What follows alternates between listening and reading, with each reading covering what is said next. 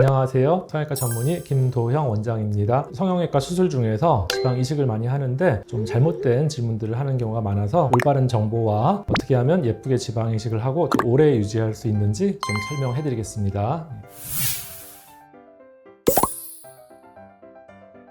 동안 얼굴을 만든다 생각했을 때 아기를 생각해 보면 되는데 이마가 볼록하고 앞광대가 볼록하고 볼살이 있고 턱끝이 볼록하죠. 이런 데 포인트를 줘가면서 넣어주면 예쁜데 입술에도 지방을 넣어주면 포인트가 살면서 좀 섹시하고 건강한 느낌이 나고요. 밑턱 같은 경우에도 넣어주면 훨씬 더 좀 세련되고 좀 고급스러운 느낌이 나는 거죠.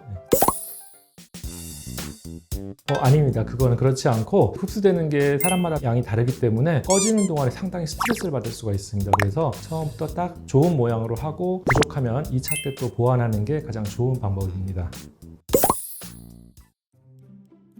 이제 그게 이제 살짝 오해하는 부분인데, 예를 들어서 앞광대에 넣는데 이게 너무 많이 넣으면 지방이 퍼져서 아래까지 내려가면은 팔자주름이 더 심해 보이는 경우도 있어요. 지방이 이제 액체가 아니다 보니까 움직여서 처지거나 하지는 않아요. 과도하게 넣으면은 딴 부위로 퍼져서 지방이 좀 예쁘게 안 들어가는 경우가 있을 수가 있습니다.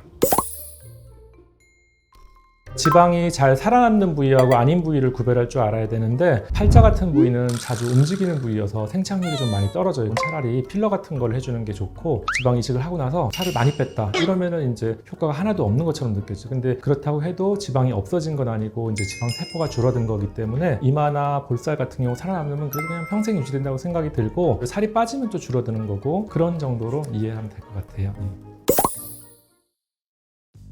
부작용은 그렇게 많은 편은 아닌데 간혹가다 생길 수는 있어요. 뭐냐면은 염증은 모든 수술에서 생길 수 있는 거고, 피부 괴사도 올 수 있고, 지방이 너무 뭉쳐 덩어리지거나 기름 같은 게 나와서 이제 오일 시스트라는 게 생기는 경우가 있어요. 또 이마에다 지방을 넣어줬을 때 기름이 많은 사람들은 이게 눈으로 내려오는 경우가 있는데, 그런 경우에는 쌍꺼풀 절개라인을 통해 갖고 이제 기름을 제거해 줘야지 부작용들이 조속히 없어질 수가 있습니다.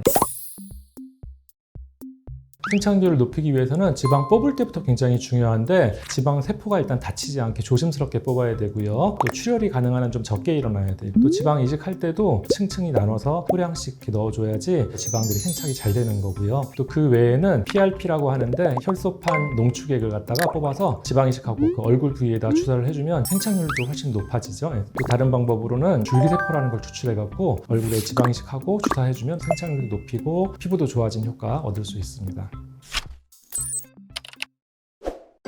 오늘은 지방 이식의 속설과 팩트에 대해서 알아봤습니다. 담당하시는 전문의 선생님과 상담을 하시고 결정하시면 좋은 결과 얻을 수 있을 거라 생각이 듭니다.